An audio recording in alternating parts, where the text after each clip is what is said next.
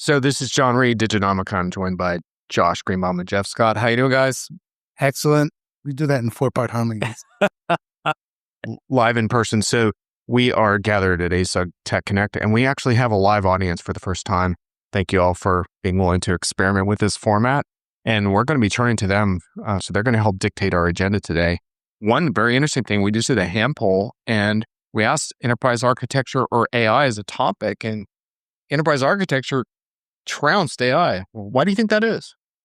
I think personally, I have AI fatigue. I'm just tired of talking about it. I've been, like you and I were together at an event a couple weeks ago out in San Francisco, and just every single conversation started with AI. And I kind of overdosed on it when someone started talking about the future of your medical robot delivering drugs to you and taking care of your every need. And I thought, what century might you be in? And I can't connect to that as a reality right now.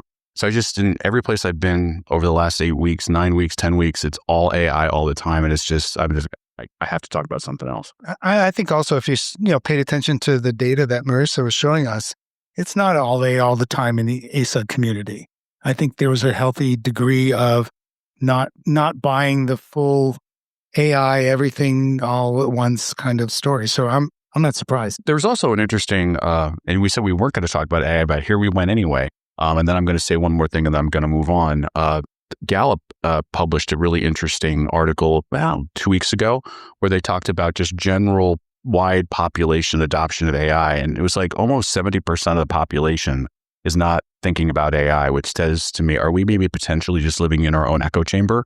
That this is a really hot tech topic and we're thinking about it from a enterprise tech and a tech perspective, but I think when you do those wide polls that look across a wide swath of the world, it's a very different thing. So I discount what they said a little bit, but I think there's some reality to the fact that this is an echo chamber.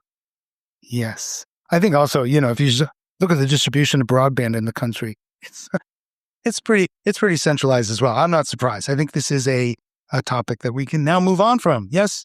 Yeah. Back to you, John. You don't get to move on from before I get to comment on it, guys. But yeah, I think AI actually is a bit of a cultural phenomenon. So I would object to those poll results. I mean, just look at the impact on higher education and the dilemmas that students and teachers are facing on how to handle this in school. But anyhow, that's a topic for another time. I think part of the AI thing is not AI fatigue, though I think that's real. And I just wrote about that. But I think it's having the right kind of AI conversation.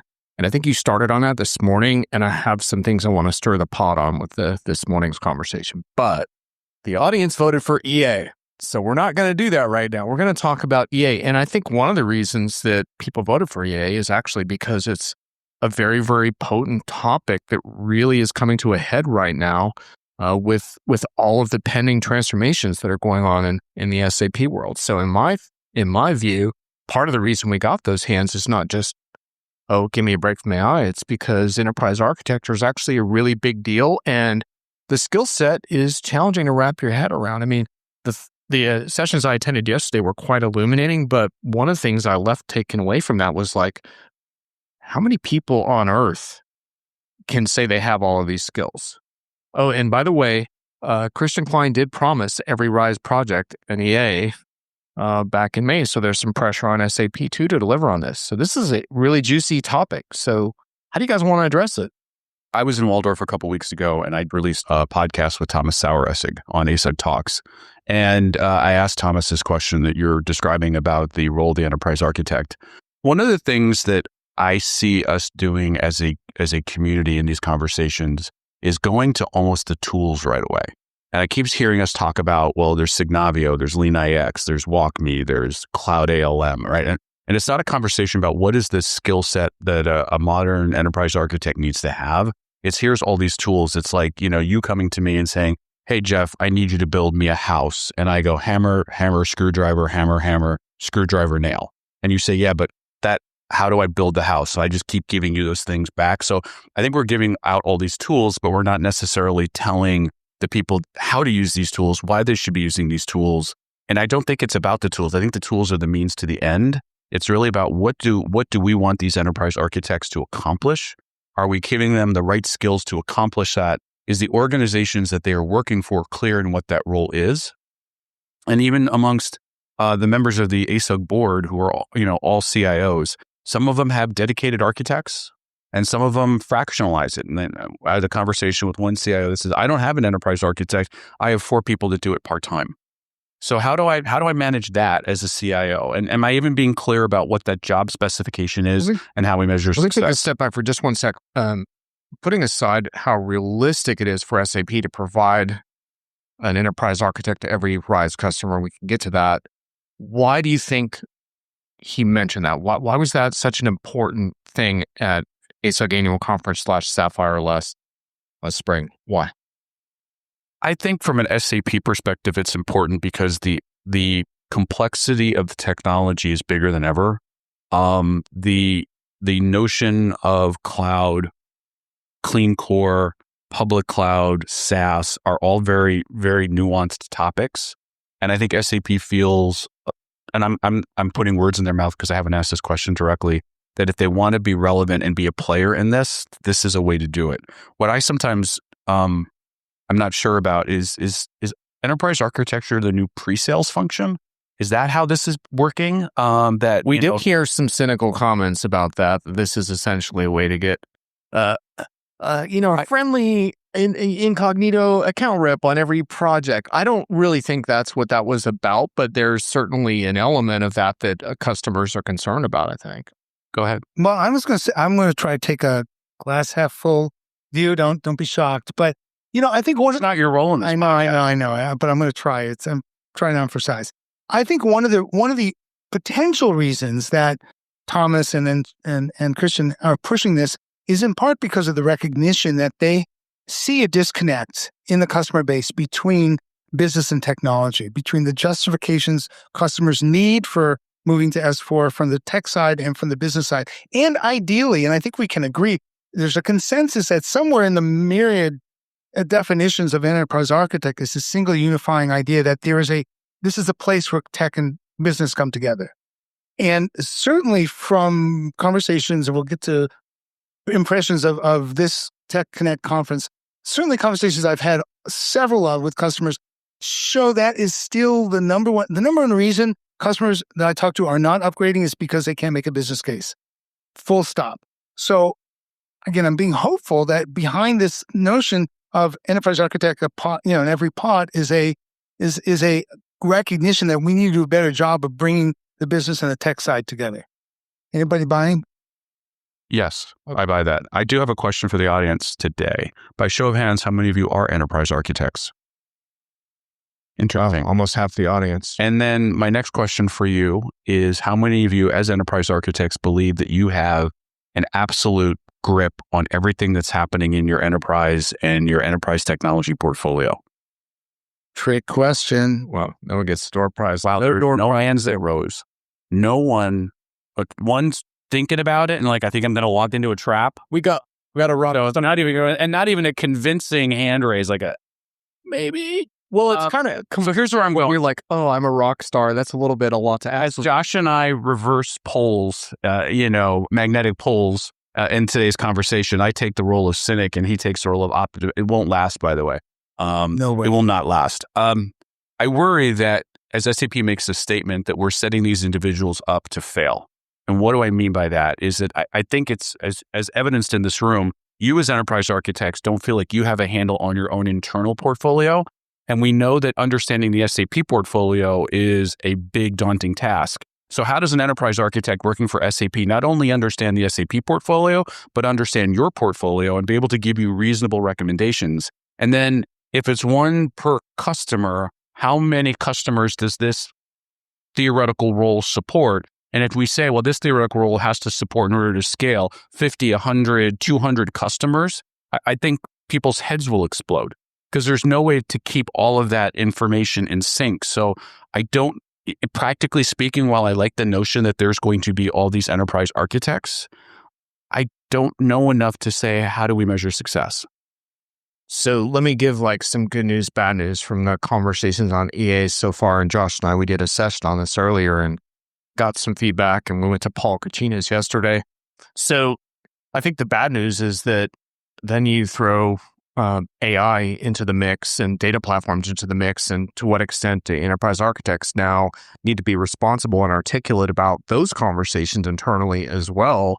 And like you said, you're setting people up for kind of a very challenging agenda.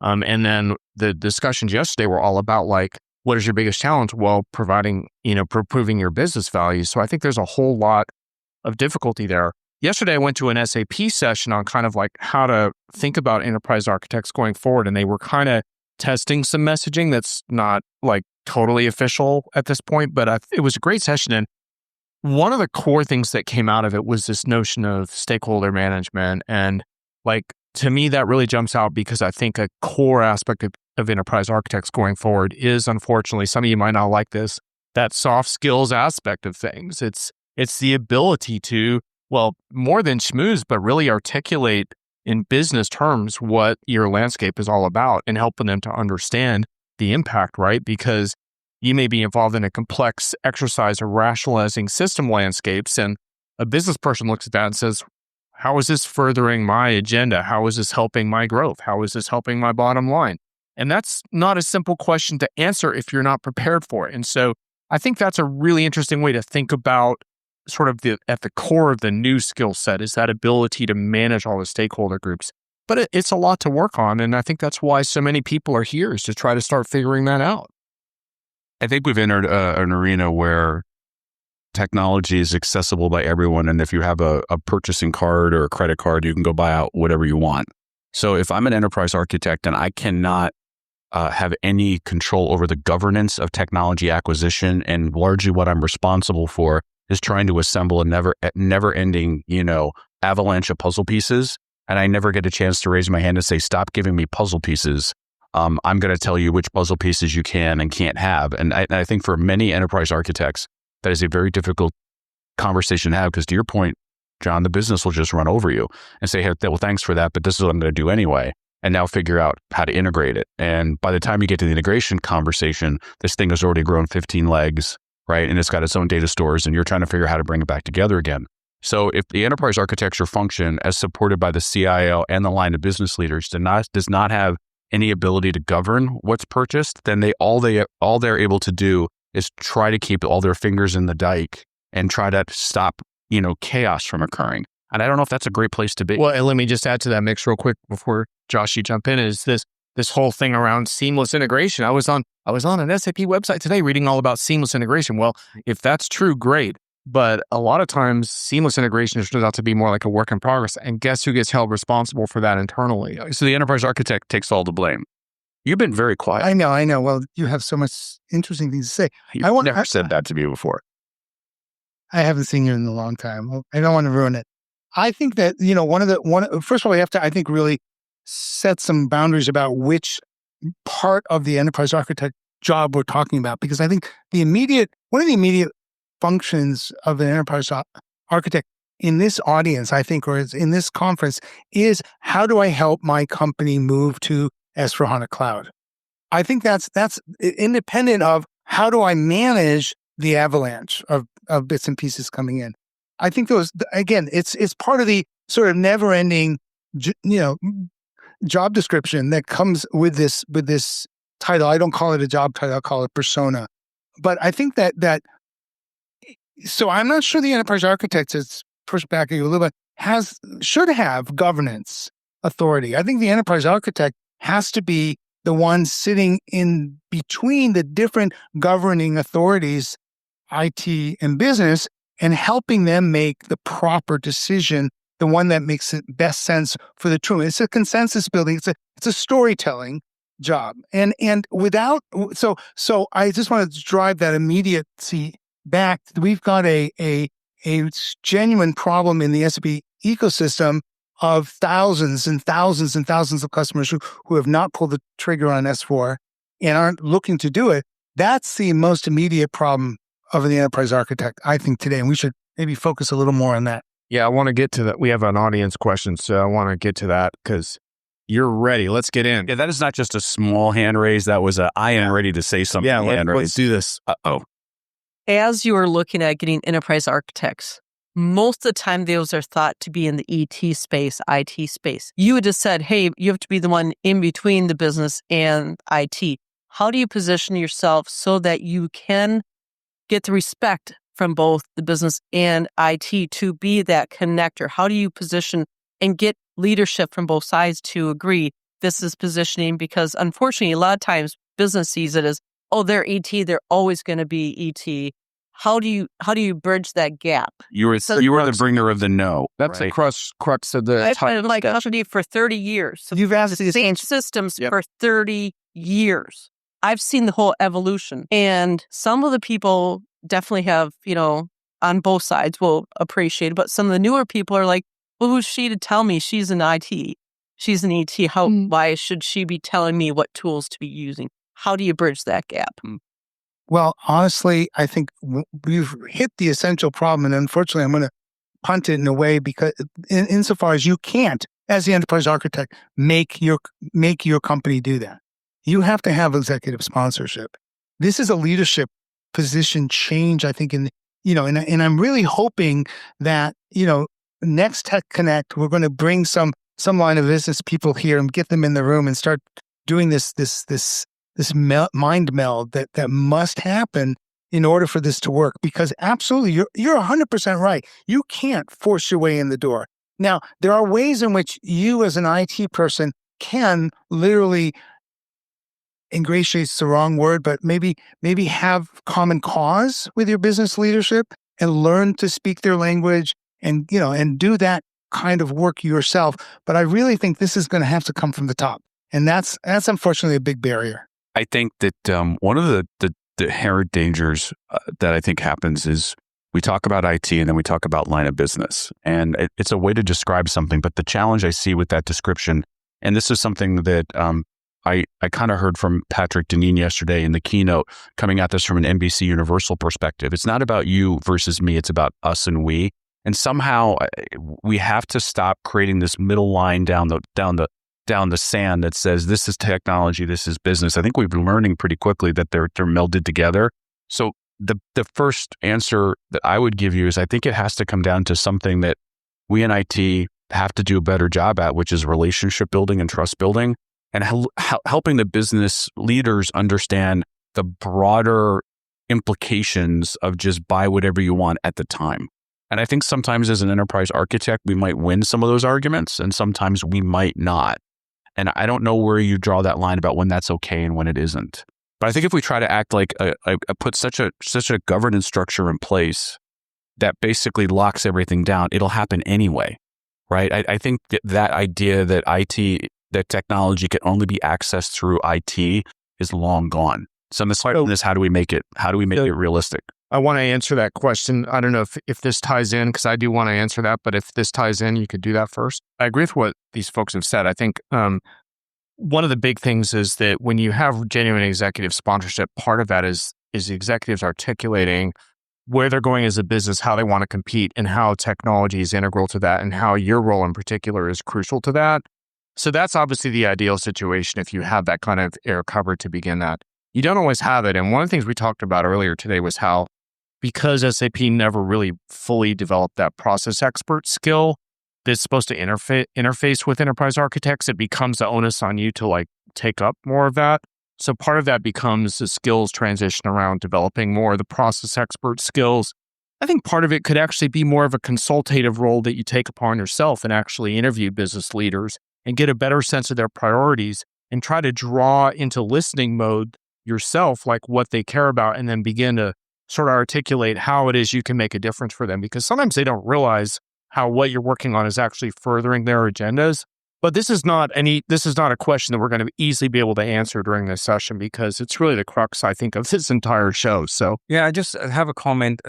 I've been doing enterprise architecture for quite a long time. I mean, more than 10 years. And what you guys are talking about is an industry problem, right? Right now, if you go to work for a company, that company might have a completely DNA. I talked to a friend of mine that's looking for an enterprise architect, and he told me they need to be experts in Java stack, they need to know Python, they need to do all these things because that's what enterprise architects does.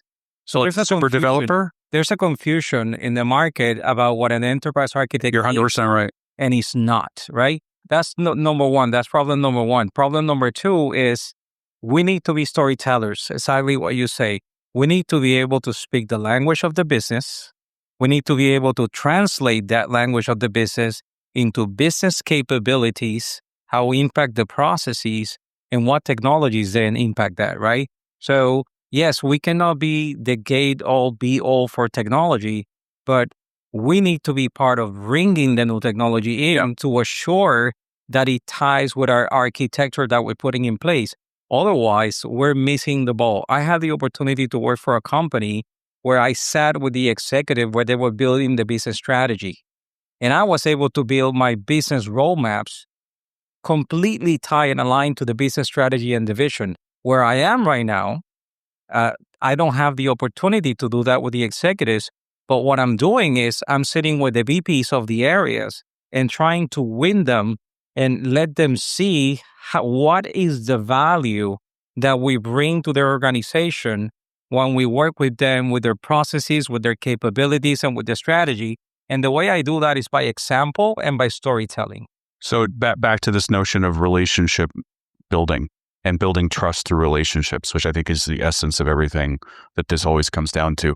I think there's another piece that makes this and puts the stakes even higher, and that's going to be AI, right? To the extent that in order to have a reliable AI, and I know we said we weren't going to talk about AI, and I said that I had too much AI, but when I think about AI, the only way that these tools are ultimately going to deliver business value is if they can capture as much of the enterprise data model as possible. To the extent that large chunks of data are dropped out because we can't get to them through an AI tool and it can't index it, it can't look at it, it can't drop it into its model, there's no way that data is going to be represented. So that by default, what the AI model brings back is missing big chunks of data. So to the extent that the enterprise data model is not cohesive, it's going to deprecate AI. And I think that's going to come back at some point and be a real issue, which maybe for the enterprise architect is maybe the silver lining to all of this, is that we can start to say, if we don't take enterprise architecture seriously, all these things that you think are going to save lots of time and elevate our game are going to fail miserably. So Josh, I want to throw a couple logs on the fire and then I want you to riff on all of it. So just following up quickly on your point around enterprise architect definitions, I think what matters most, because we could spend a couple hours debating what the skill set really is, what matters most is how it looks like in your company and how your company agrees to define it and how you fulfill that definition. And I think in terms of things like different programming skills or whatever tools, like that comes down to really just understanding this is what our organization needs and taking a center of excellence mindset as opposed to like outsourcing this capability or hiring expensive consultants. Because I think ultimately it's about skill building a team rather than trying to chase a rock star persona. But in terms of AI, and this is where I want you to riff on, Josh, I've heard and read in the last week, not here, that AI was going to render enterprise architects obsolete in two different ways. One is that it will empower business owners to manage their own landscapes, which is crap. And second, that it will hyper automate all internal software management functions, and so the architect won't be needed. That's also crap. And also that cloud migrations will get rid of the enterprise architect because now we'll all be hyperscaler management, and you can simply went around being an influencer. That's also crap. Okay, so three things. We're the influencers. We don't need more influencers. Anyway, we can have a longer conversation about why I believe those three things are crap, but I just want to put that out there. Josh, care to riff on that? Yeah, I'm gonna bring that into my long rant here. No, it's gonna be a short rant, but I think I want to give just a historical perspective on why we're in this mess. And the fundamental reason we are in this mess is that the thing that enterprise software companies do, the biggest mistake they do is they try to sell a product the way they build it. They build it in silos, they sell it in silos. Guess what happens on the customer side? They buy it in silos. So companies are siloed by definition, and therefore, when you get to this moment of realization that, hey, this silo is wrong, we need to actually think across silos, whether it's for our AI data purposes, whether it's for our digital transformation purposes, that there's no one who does that. There's no one who thinks that way except the rare the rare architect who gets to sit in the room and talk to all the lines of business people and put that together. But that is absolutely not the norm. It's not the norm because the companies are not structured that way, and they have been aided and abetted by their vendors who are also not structured that way. So when we turn around this ship, it's not even moving, it's dead in the water, and try to get it into a new direction. What we're doing is turning around 30 years of malfunction in the enterprise sales and acquisition product. So back to your original question, how do I do this? Well, you can't be down, down on in steerage class trying to get this boat on the right direction. It has to start. This is the second Titanic metaphor, right? Now I feel that the magnetic poles have switched back again, and that now the world feels normal. But when I said to be honest, say that it starts at the top with SAP, and they're not doing as good a job as they should because they just want to sell RISE contracts. But it also has to stop at the enterprise level. Hey, don't forget about grow contracts. Come on, man. It's not just about. I just say, hey, just say it was all grow fire bombs. Just can I get a revolution? I got to ask you something else, sir, because I think this is a really important point for listeners too, as well as people in this room, which is you don't have to be this incredibly put together organization with this incredible transformation plan in order to benefit from these kinds of discussions. And in fact, if anything, what I've seen so far at Tech Connect are organizations that are really challenged by these changes. And that was the value that I heard of people in these sessions in the last day or so that didn't have it all figured out by any means. And in fact, in some cases, I was blown away by some of the complexities, thinking oh, we have 50 SAP systems. We're trying to figure out how to get it down to 10 or whatever. And I'm sitting here in my mind thinking you need one global instance or whatever. And that's, of course, a ridiculous thing for an analyst to think, right? When someone's dealing with real world problems and trying to ship product, right? So that's, Josh, I think you sat in on sessions that were similar where just a great reality check that, man, we're in the middle of it and we need to get together as peers and within this user group and figure this out.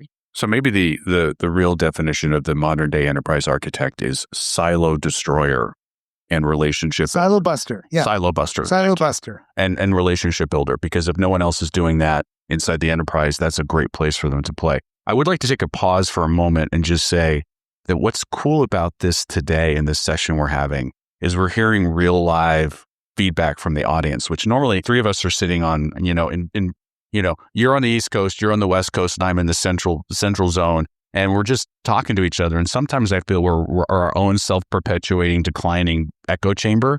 And I love the fact that, you guys are asking these really poignant questions, which fuels me a lot. So with that said, thank you for that. And let's get some questions going. Yeah. So you said silo buster.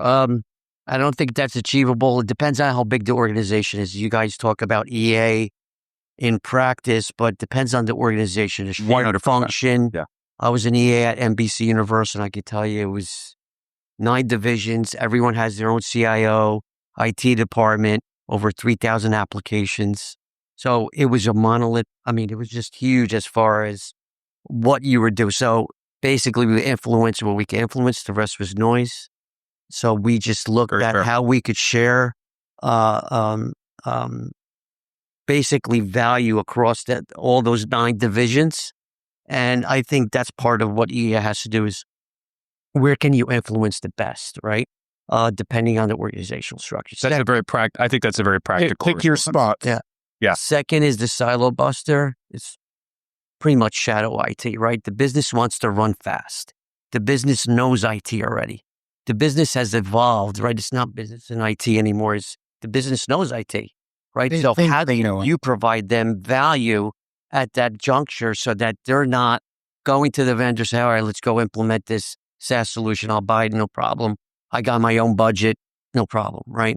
And they could support it themselves. So how do you add value to that is the question. But gain trust. 100%. And my counter thought to what you're saying, which I think you're spot on, and I think this does revolve around the size and scope of an organization 100%. And what'll play at a $2 billion revenue organization, what plays at a $50 billion revenue organization are vastly different. And certainly, in my career, I spent 10 years at Ford Motor Company at its pinnacle. I mean, we had 5,000 IT people in one building. And, that's a monolithic IT structure. I'm going back a long time. But what I thought was really interesting is listening to Pat Deneen yesterday, who is part of NBC Universal, talk about his career trajectory going from being a CIO at Nielsen to being part of the finance organization and championing the notion of change management within that finance structure. And to me, I thought that was a unique way, and told me that at NBC Universal, you're thinking about this problem through different dimensions, and maybe that is a shadow, a great source or ray of light to see if we can't get to success in another way. I agree. And it should not be a line between business versus IT. I think that it loses it. At the end of the day, it has to be about business. And we just happen to be technology professionals working inside a business. I just want to add quickly that silo busting, I've been looking for this silo busting function for a long time, because it's the place where you have to plant really important seeds for all kinds of transformation. Office of the CFO and frankly, supply chains turn out to be more and more the places where this thinking has to take place. At the end of every supply chain is a customer. That's a marriage that has to happen. At the end of every dollar sign is a CFO. Opposite direction. So I think there's some places where maybe the answer to the question is to look for allies within these organizations that have to have cross silo busting mode, or they're going out of business. Anyway, I do agree with the blurring of the lines, but there's also, I think, an increasing emphasis on IT in certain ways in terms of the sophistication of today's threat management landscape, and how AI solutions in particular need to be vetted in all kinds of ways in terms of privacy protections and things like that. But it creates a different problem, which is it puts IT on the defensive, kind of being perceived more as like the slap on the wrist, as opposed to like more of a proactive business partner. And I think that proactive partnership discussion is what really engages me when I hear companies figuring out how to do that. But I think you're right that in a lot of organizations, and this is what we've been hearing the last couple of days, is that they're struggling with this and trying to figure it out. And they really want to hear from people like you on, what do I do next? Like, what's the thing that I can do to get a win this year, as opposed to like transforming and busting all my silos, even though I love busting silos. Okay, who else we got? We are experimenting with something called business architect function formally. So what we are doing is we still have an enterprise architecture org and function, but these like enterprise architects are mostly focused on these large scale enterprise impacting initiatives, right? And then these business architects, most of us come from a solution architect background, but now we are more business facing than IT. We still work with IT, we still license with IT, but our role is to gain that trust with business, make sure they come to us for their new requirements, enhancements, whatever. And then we work closely with business, and then we take the case to engineering. I think that's a really great way of thinking about it. That, architecture should be a discipline that is applied across the business. How an individual organization divvies it up, I think, is how they want to operate it. But I think that, that shows a lot of respect, that the practice of really thinking through this proactively and trying to connect these dots doesn't necessarily only have to happen in IT. It can happen across. And if it is, it's probably a healthier outcome.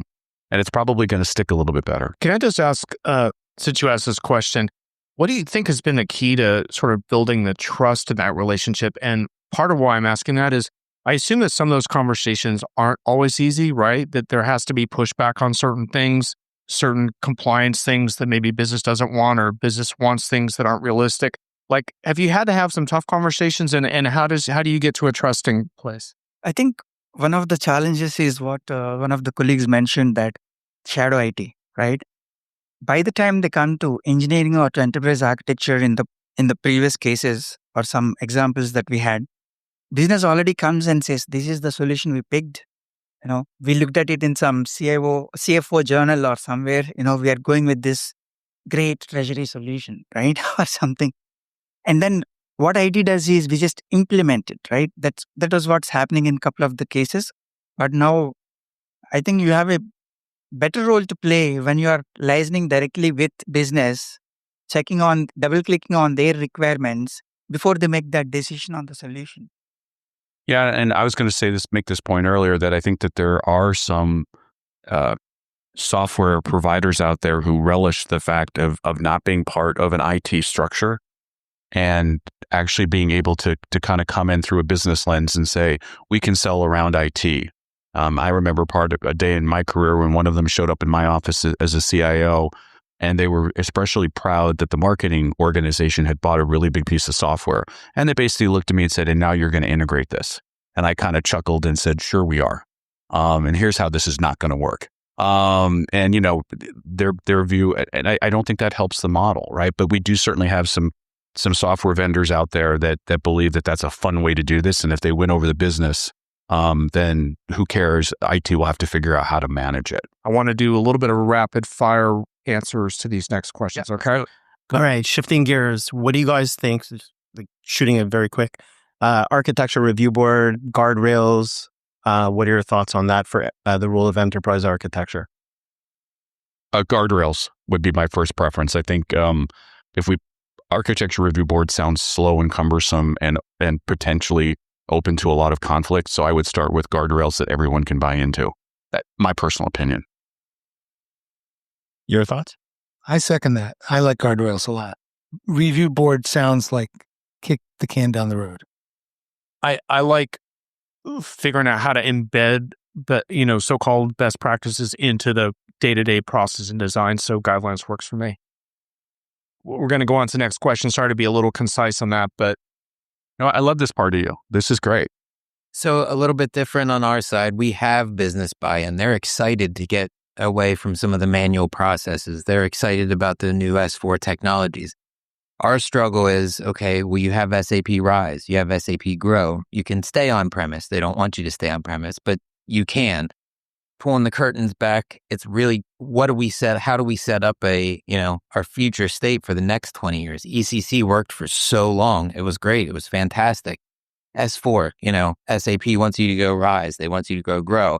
We don't want to go Rise. We want to stay on-prem, but we want to utilize some of the cloud. We want to utilize some of the AI. How do you navigate that cross, and still set you up for the future? So, you may want to check out some of our past podcasts. We've had some very fierce debates on SAP's innovation strategy and making that work for you. That's kind of a long question, and we can't probably satisfactorily answer that right now. Maybe we could talk a little bit after. But I think one of the biggest things is it's good to have a little bit of independence from SAP when you make your fundamental transformation decisions. And it's not that you're trying to make enemies out of SAP, but there's some fundamental decisions that need to get made first, in my opinion. And then you start to figure out how SAP fits into that picture and start negotiating that. And some things you don't even know that are available. So for example, like, doing Gen AI Hub stuff with BTP without having to go to Rise, for example, is something SAP doesn't talk about a lot, but some customers are doing. So I think that's part of it too. But I think a big thing internally is that collaboration with the business. And the more you can have whiteboard discussions with them and talk through all these things and share with them what you're learning from SAP and what your non-SAP options are. If you have that buy-in, then I would capitalize on and have like really organic discussions and really see if you can rally around some core decisions and concepts. I just want to take a quick answer to that. Watch this space. We saw an inkling of this at Sapphire with Mohammed Alam's discussion about the blending of Grow and Rise. There are customers all over the world running hub and spoke hybrids implementations. I think SAP is coming around to making it easier for you to keep some of your infrastructure on premise and run some in the cloud. And I think that's going to be a breath of fresh air for all of us. I think one of my roles as leading ASUG is to think about where community needs to be in the next 10 to 20 years. And when I think about that and I listen to everything that's going on, if you as a customer want to be in the middle to the front of the innovation curve, you have to unload customizations. You have to give software responsibility back to the vendor, which means you have to be thinking about this through a lens of, if I want to innovate, I have got to give that control back. So every line of code I write is a long-term debt to me that I have to maintain. And when I think it through that lens, I think the faster we consider, this is not the place to get into because we'll be here for the next 4 hours. But ideally, and there's a lot that's going to have to happen here, a public cloud-driven architecture where you're telling SAP, I don't want to run this. That's what I pay you to do. And you need to run our basic business processes. I'm done because I can't innovate outside of that. Otherwise, I'm stuck keeping the lights on. is where we have to be. And so I worry that if we continue to come out this from an on-prem environment, I wonder how that interrupts that. And I think there's probably models that work in between. But I really think that at the end of the day, we as customers have to say to SAP, you're supposed to run this code, not us, which is a 180-degree difference where we were the past 30 years. 180-degree difference. I think the original enterprise architect question, you had a follow-up. Do you have a quick comment now that you've heard the rest of this discussion? Well, yeah, it was kind of actually in reference to what he said, where it's like business feels like they are now part of IT and they should be coming back. And I think actually, Geoff, you kind of referenced it where you said, here, business is coming, I bought this product. Unfortunately, I've seen that more often than not, where at least recently, business comes in and says, here, I have a business problem, but here's the solution we want to have implemented. How do we work to try to bridge that gap where it's like, yes, but then we have to worry about governance. We have to worry about, audits. We have to worry about all the other considerations that business has no knowledge of and is not supposed to know about, Yeah, I don't think it's a fun place to be where, everyone can get into the bar and have a great rip-roaring time, and drink way too much alcohol and sing the night away. And then we as IT get to be the cleaning crew that comes in at 4:00 in the morning and tries to put all the pieces back together again. I mean, that doesn't sound all that much fun, does it? That was a wild night last night, wasn't it? It was well. It's tough doing an 8 a.m. keynote when you go, oh my God. So I think there's got to be a better world than that. And I honestly believe that if we continue this notion of short-term gain and we want the modern enterprise to adopt AI, I don't know how this works. I don't know how we can be an enterprise and we can run enterprises that want to take all the advantages of AI when the data models are so fragmented, there's no way to do it. And it's all locked up behind, custom databases, custom code, all this other stuff. It just isn't going to work. At some point, someone's going to have to wake up inside the organization and say, this is insanity. We are going to have to approach this from a different model. Otherwise, we're never going to get to this. Or we're going to live with AI models and LLMs that continually give really bad answers because a lot of data is missing.